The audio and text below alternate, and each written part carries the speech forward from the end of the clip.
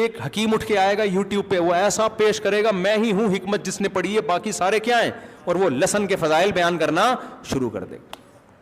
لہسن کھانے سے یہ ہوتا ہے, اجوائن کھانے سے یہ ہوتا ہے, لونگ کے چند دانے کھا لو, اگر مر گئے تو مجھ سے پوچھنا کیوں مرے. لونگ کے فضائل, کچھ بھی نہیں ہوتا, پراٹھے کھایا کرو صبح صبح بیٹھ کے اور ورزش کر لیا کرو, تھوڑا سا بھاگ دوڑ لیا. جو صحت کے اصول 1400 سال پہلے تھے نا, آج بھی کیا ہے, وہی ہے. جدید تحقیق کوئی ایسی عجیب سی چیز نہیں ہے جو آپ کو پتہ نہیں کیا بنا دے. دیکھو انسان جدید ہے یا قدیم ہے, تو قدیم میں جدید تحقیق کہاں سے چلے گی؟ ہر یوٹیوبر نے جدید تحقیق کے نام پہ الو بنایا ہوا ہے بیٹھ کے. ابے انسان تو ہزاروں سال پرانا جو آدم کے دور کا تھا وہی آج ہے. تو وہی جو پہلے صحت کے اصول تھے آج بھی کیا ہیں, وہی. ہاں اتنا ضرور جدید تحقیق سے فائدہ ہوتا ہے, کچھ خوراکیں ایسی آ گئی ہیں جن میں انسان نے بڑی مصنوعی تبدیلیاں کی ہیں, وہ جدید تحقیق سے پتہ چل جائے گا یہ 2 نمبر ہے. جیسے گندم جو آج کی آ رہی ہے وہ جدید تحقیق بتاتی ہے یہ وہ والی گندم نہیں ہے جو آپ کے نانا نے کھائی ہے, جس کو کھا کے ہمارے نانا 99 سال تک زندہ رہے تھے. وہ تو یہی کھاتے تھے نا, لیکن وہ زیادہ عرصہ انہوں نے وہ کھائی ہے, آخر میں آ کے یہ کھائی ہے. اگر یہ نہ کھاتے ہو سکتا ہے 199 میں جاتے. تو جدید تحقیق سے تھوڑی بہت جو جدید چیزیں ہیں وہ تو پتہ چل جائیں گی میرے بھائی. باقی صحت کے اصول جو 1400 سال پہلے تھے آج بھی وہی ہیں. اور ہمارے پاس تو اسلام ہے یار, صحابہ کی صحتیں, نبی کی صحتیں, جو ان کی طریقے ہیں. ہاں جدید تحقیق سے علاج کے طریقے بہرحال جدید دریافت ہوئے. میڈیکل سائنس میں جدید تحقیق سے فائدہ اٹھائیں گے کہ بھئی کینسر کا علاج آ گیا. پہلے یہ ریڈیو تھراپی نہیں تھی, کیمو تھراپی نہیں تھی, کینسر کا مریض مر جاتا تھا. اب یہ کہ ریڈیو تھراپی ہے, اور کینسر کے اتنے پیشنٹ بھی نہیں ہوتے تھے کیونکہ قدیم طریقے سے زندگی گزارتے تھے لوگ. لیکن بہرحال علاج میں سائنس نے ترقی کی ہے بہت زیادہ, تو علاج میں تو ٹھیک ہے. لیکن نارمل لائف میں آپ جدید تحقیق کے بجائے قدیم پہ ہی چلو تو میرے خیال ہے زیادہ بہتر ہے آپ کو. ڈاکٹروں کی اپنی صحت دیکھ لو یار, کوئی خاندانی صحت ہے سوائے چند ایک ڈاکٹروں کے؟ زیادہ تر تو وہی جتنے میں ہم مر رہے ہیں اتنے میں ڈاکٹر بھی مر رہے ہیں. حکیموں کی میں نے دیکھے 99 سال 100 سال. میں مانتا ہوں حکیموں میں زیادہ تر فراڈی ہوتے ہیں آج کل, اچھے بھی ہوتے ہیں لیکن زیادہ تر.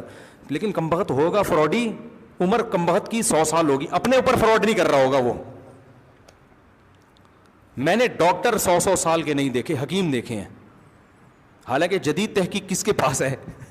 ڈاکٹر. وجہ کیا ہے؟ یہ نہیں کہ حکیموں کی تحقیق زبردست ہوتی ہے, نا نا نا نا نا. حکیم کیا کر رہا ہوتا ہے, وہ پرانے جو صحت کے بنیادی اصول ہیں ان پہ زندگی گزار رہا ہوتا ہے. اس کے پاس بہت زیادہ کوئی جدید تحقیق ہوتی نہیں ہے. وہ رات کو جلدی سو جائے گا, صبح جلدی اٹھ جائے گا, فجر کی نماز پڑھے گا, واکنگ کرے گا یا جاگنگ کرے گا. 4 شادیاں بھی کرتے ہیں زیادہ تر حکیم لوگ, دیکھے ہیں میں نے. اور خوراک تھوڑی کھائے گا, 2 ٹائم کھائے گا. حکیم محمد سعید صاحب پتہ ہے آپ کو, میں ان کے قریبی دوست سے ملا, قریبی دوست سے, ماشاءاللہ وہ بھی 95 سال کے. تو میں نے کہا, اور بڑے صحت مند باتیں کر رہے ہیں. میں نے کہا حضرت 90 یا 95 کے تھے. میں نے کہا اس عمر میں آپ کی ماشاءاللہ ایسی صحت؟ انہوں نے کہا میری حکیم سعید صاحب سے بچپن سے دوستی تھی. کہہ رہے ہیں حکیم سعید. میں نے کہا حکیم, اچھا حکیم سعید صاحب کی جو ایسی خاندانی صحت تھی کہ آپ کو ان کے میں حالات بتاؤں آپ بولو گے شاید میں غلط بول رہا ہوں. وہ اس بڑھاپے میں 2 گھنٹے لانگ ٹینس کھیلتے تھے. 78 یا 78 میرا خیال ہے. وہ تو شہید کر دیا ان کو. وہ کیا تھا, قدیم تحقیق پہ ہی چل رہے تھے وہ. 2 ٹائم کھانا, چائے. کہتے ہیں حکیم سعید رحمۃ اللہ علیہ فرمایا کرتے تھے مجھے چائے کا ذائقہ نہیں پتا کیسی ہوتی ہے, اور ہماری ہر تھوڑی دیر میں دماغ کھوپڑی کو سیٹنگ کرنے کے لیے ہمیں کیا چاہیے, چائے چاہیے. اس میں چینی الگ جا رہی ہے, کیفین الگ جا رہی ہے, اور یہ جو دودھ ہے جو گائے کا نہیں ہے, رپورٹ ہے کہ گائے کا ہے لیکن جب گہرائی میں گھسو گے تو گوالے کا زیادہ ہے, گائے کا اس میں کم ہے, اور ڈبے کے اور پتہ نہیں کیا کیا کیمیکل. وہ کہتے ہیں مجھے چائے کا ذائقہ نہیں پتا کہ کیسا ہے. حکیم سعید رحمۃ اللہ علیہ کی بات کر رہا ہوں میں. ایسی خاندانی صحت ماشاءاللہ. کیا تھا کہ مغرب سے پہلے رات کا کھانا کھا لیا کرتے تھے. کہتے ہیں زندگی بھر جب سے 24-25 سال میں حکیم بنے نا, اس کے بعد انہوں نے یہ کیا کہ رات مغرب کے بعد کچھ نہیں, بس ہلکا پھلکا صبح ناشتہ, وہ بھی میرا خیال ہے 10-11 بجے کھاتے تھے. 2 ٹائم کا کھانا پوری زندگی, اور رات کو جلدی سونا ہے, صبح جلدی اٹھنا ہے. تو یہ قدیم طریقہ تو یہی ہے نا. سمجھ رہے ہو. اور کوئی خاص پرہیز نہیں, بس کم کھانا ہے, 2 ٹائم کھانا ہے, وہی گھر میں روٹی, وہی دہی بھی کھا رہے ہیں, دودھ بھی پی رہے ہیں, گھر میں کوئی حلوہ گھر کا بنا ہوا ہے وہ میٹھا بھی کھا رہے ہیں. کیسی بہترین ماشاءاللہ ان کی صحت تھی ایسا. اور ان کی ایکٹیویٹیز آپ دیکھیں, دن بھر اتنی مصروفیت, 20 شعبوں میں انہوں نے اپنے آپ کو مصروف کر کے رکھا ہوا تھا, اور ہر شعبے کو درجہ کمال تک پہنچایا ہے. اور نماز کے ایسے پابند تھے, ان کے خادموں نے بتایا کہ میں 5 سال ان کے ساتھ رہا ہوں, 5 سال میں ایک دفعہ میں نے نہیں دیکھا کہ نماز میں 5 منٹ باقی اور 5 منٹ پہلے ان کا دایاں قدم مسجد کے اندر نہ آ گیا ہو. فجر, ظہر, عصر, مغرب, عشاء, 5 ٹائم نماز میں نا, ہر نماز میں 5 منٹ پہلے مسجد میں جانے کا ان کا معمول تھا. کہتے ہیں ایسا نہیں ہوا کہ 4 منٹ پہلے کبھی گئے ہوں. اور کوئی ٹائم دیتے تھے نا کسی کو کہ میں نے اتنے بج کے اتنے منٹ پہ آنا ہے, تو اس کا مطلب کیا ہوتا تھا, اتنے بج کے اتنے منٹ پہ آنا ہے.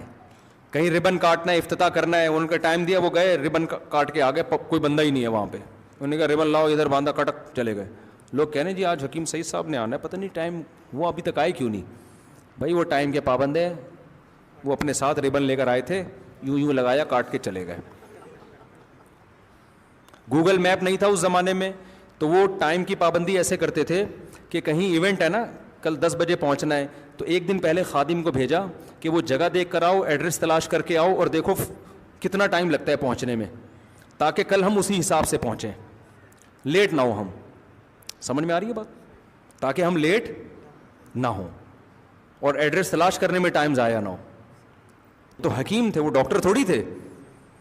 تو اور پھر یہاں انہوں نے دارالعلوم کورنگی کا آڈٹ وہ کیا کرتے تھے, علماء سے بڑا گہرا تعلق تھا ان کا, تو ان کو شہید کر دیا. اتنی بڑی یار, ایک وہ پیپسی اور اس کا آلٹرنیٹ ایک کولڈ ڈرنک نکال رہے تھے کہ ایسا کولڈ ڈرنک مارکیٹ میں لے کر آؤں گا, مزہ کولڈ ڈرنک والا ہوگا لیکن صحت کے لیے نقصان دہ کے بجائے کیا ہوگی, وہ فائدہ مند ہوگی. تو ایسی ایسی ان کی خدمات تھیں. ہمارے کراچی والوں نے ان کی قدر نہیں کی. کراچی نے اپنوں کا, بڑے بڑے لوگوں کا خون بہایا بھائی, بہت خون بہایا. تو اور یونائٹڈ نیشن سے حکمت کو بھی انہوں نے منظور کروایا. یونائٹڈ نیشن نے حکیمی طریقہ علاج پر کو بین کر دیا تھا, اس پہ بھی کیس لڑا, تو ان کا حکیموں پر بھی احسان ہے. لیکن حکیموں کی 2 نمبری آپ دیکھو, اللہ ماشاءاللہ جو میرا بیان سن رہے ہیں ان کے علاوہ کی بات کر رہا ہوں. تو میں جو بات کو سمیٹتا ہوں, یہ بس باقی پرچیاں بعد میں, بہت ٹائم ہو گیا ہے. تو حکیموں کی صحتیں ہم نے بہت اچھی دیکھی ہیں, حالانکہ ترقی میڈیکل سائنس نے کی ہے. وجہ کیا ہے, ٹھیک ہے میڈیکل سائنس نے ترقی, میں مانتا ہوں بھائی, اس میں تو 2 رائے نہیں ہو سکتی. ایسے ایسے علاج دریافت ہو گئے ہیں, بڑے سے بڑی بیماریوں کو بندہ 1 ہفتے میں ٹھیک ہو جاتا ہے, اس میں 2 رائے نہیں ہے. لیکن حکیموں کی صحتیں اچھی اس لیے ہوتی ہیں کہ ان کا لائف اسٹائل نیچرل ہوتا ہے. وہ کچھ زیادہ جدت کے قائل بولو نہیں ہوتے, نیچرل. رات کو جلدی سونا, صبح جلدی اٹھنا, خوش رہنا. ڈاکٹر کو تو ٹینشن اتنی ہوتی ہے کہ آج پیشنٹ ہی نہیں ہے مارکیٹ میں. صحیح ہے نا. اچھا, حکیموں کی بیویاں بھی اکثر دیہاتی ہوتی ہیں, تھوڑا بہت کھلا دو اس پہ بھی راضی. ڈاکٹر نے شادی بھی اتنی اونچے مالدار عورت سے کی ہوئی ہوتی ہے, وہ کہتی ہے مجھے پیشنٹ چاہیے. آج 20 بندے نہیں آئے نا, دہاڑی آپ کی نہیں بنے گی گھر میں, جو میرے خرچے پورے نہیں ہوں گے. ڈاکٹر پھر سگریٹ پی رہا ہوتا ہے بیٹھ کے, اکثر دیکھا ہو, ٹینشن ختم کرنے. حکیم نہیں میں نے دیکھے سگریٹ پیتے ہوئے. اس پہ لکھا ہے کہ کینسر, خود لکھا ہوگا ڈاکٹر نے, کینسر پیدا ہوتا ہے, پھیپھڑوں کے لیے نقصان دہ, لیکن کہتا ہے ہوتا ہے بھی تو ٹینشن پیدا ہو رہی ہے, اس کو تو ختم کروں میں. رات کو 3-3, 4-4 بجے کلینک بند کر کے آ رہے ہو آپ, تو سو گے کس وقت آپ یار. نہ ڈاکٹروں کی زندگی میں ورزش ہے, نہ ڈاکٹروں کی زندگی میں رات کو جلدی سونا ہے, نہ صبح جلدی اٹھنا ہے. بہت سے تو پیتے بھی ہیں, سب نہیں پیتے بھائی, چند ایک لوگ ہیں پیتے بھی ہیں, پڑھا لکھا ہونے کی علامت ہے, ماڈرن آدمی ہے, پیتا ہے. تو یہ جو ہے نا ان کا ایک تھوڑا سا وہ ہے کہ ہم مولویوں کی طرح دقیانوس نہیں ہے, یہ بھی ہے, یہ بھی چلے گا, سب چلے گا. اللہ ماشاءاللہ سب, زیادہ تر ڈاکٹر ایسے نہیں ہوتے میرے بھائی. تو جب پیے بھی رہے ہو, سگریٹیں بھی چل رہی ہیں, اور اتنی ٹینشن بھی آپ لے رہے ہو. ایک ڈاکٹر بیچارے رات کو کلینک بند کر کے آتے تھے, کتے ان کو گھر چھوڑنے آتے تھے بھاگتے ہوئے, اتنی لیٹ نائٹ آتے تھے وہ. تو اتنی ٹینشنوں میں تو میرے بھائی پھر تو کہاں سے عمریں لمبی ہوں گی. وہی ٹینشن آگے پیشنٹ کو بھی پارسل ہو رہی ہوتی. اور ہماری قوم کی حالت یہ ہو گئی ہے, صحت ایک طرف, لیکن ان کو فوری ٹینشن ختم کرنی ہے, چاہے کینسر ہو جائے. سگریٹ پیتے ہیں نا نوجوانوں, میں اکثر چٹکلا سناتا ہوں. ہماری قوم کی حالت یہ ہے کہ ایک آدمی دکان پہ گیا تو اس سگریٹ خریدی, اس کمپنی نے لکھا ہوا تھا خبردار سگریٹ نوشی مردانہ قوت کے لیے نقصان دہ ہے. فوراً اس نے واپس کی, بولا بھائی وہ کینسر والی دے دے تو.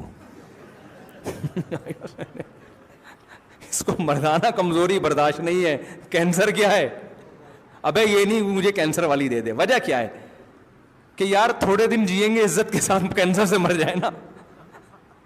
میرے بھائی پہلے تو زندگی ہے اللہ کے بندو.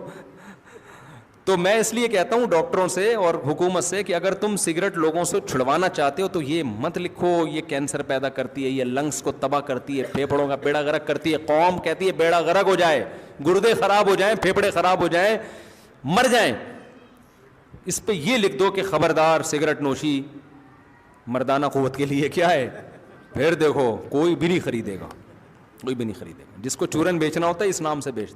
بہت ٹائم ہو گیا میرا خیال ہے. اللہ تعالیٰ سمجھنے کی عمل کی توفیق عطا